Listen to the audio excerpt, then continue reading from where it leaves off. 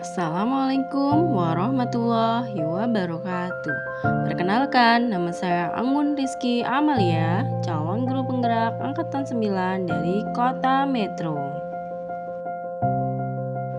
Pada pembelajaran koneksi antar materi untuk modul 2.1 pembelajaran berdiferensiasi, saya akan menjawab beberapa pertanyaan pemantik.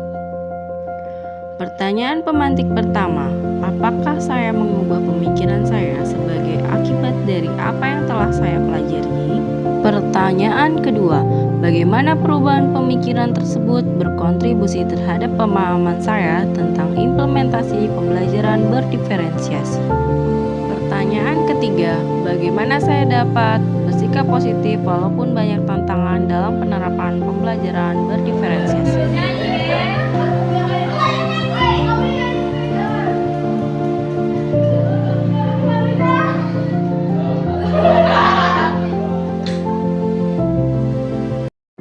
Pembelajaran berdiferensiasi ditujukan untuk memenuhi kebutuhan murid. Selain itu, pembelajaran berdiferensiasi dapat memberikan pengalaman murid secara relevan, menantang, serta bermakna bagi setiap murid. Dalam menerapkan pembelajaran berdiferensiasi di sekolah, terdapat 3 strategi yang bisa digunakan, seperti berdiferensiasi konten, berdiferensiasi proses, serta berdiferensiasi produk. Sebelum seorang guru melakukan pembelajaran berdiferensiasi, tentu harus memperhatikan 3 hal.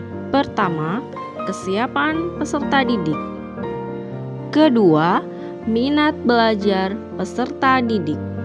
Ketiga, profil belajar peserta didik. Berikut saya akan menjawab pertanyaan terkait pembelajaran berdiferensiasi tentang modul 2.1.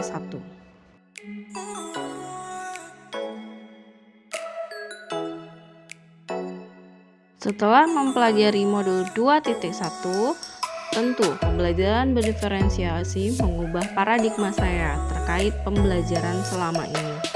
Dalam filosofi Ki Hajar Dewantara, tugas seorang guru adalah menuntun, yang artinya seorang guru harus mampu dapat menuntun seluruh peserta didiknya.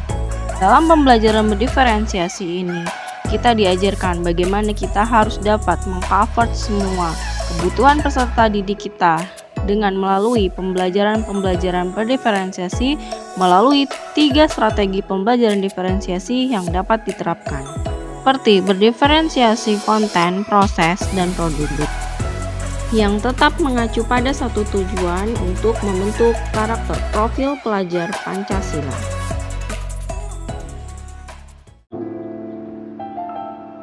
Setelah mempelajari modul 2.1 tentang pembelajaran berdiferensiasi, tentu ini merubah saya dalam mengimplementasikan pembelajaran pada peserta didik saya.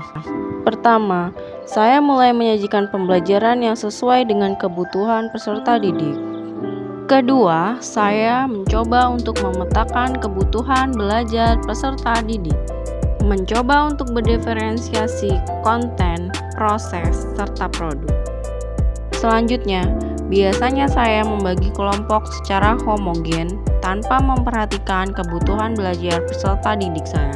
Setelah mempelajari modul 2.1, saat saya membagi kelompok pada peserta didik saya akan membagi mereka dalam kelompok heterogen sehingga pembelajaran berjalan secara aktif.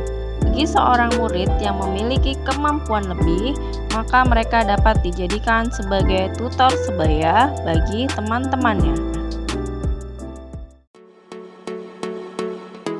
Dalam menghadapi tantangan, tentu saya harus tetap fokus serta berpikir positif dan berorientasi untuk mewujudkan visi, karena dalam filosofi Ki Hajar Dewantara, tugas seorang guru adalah menuntun,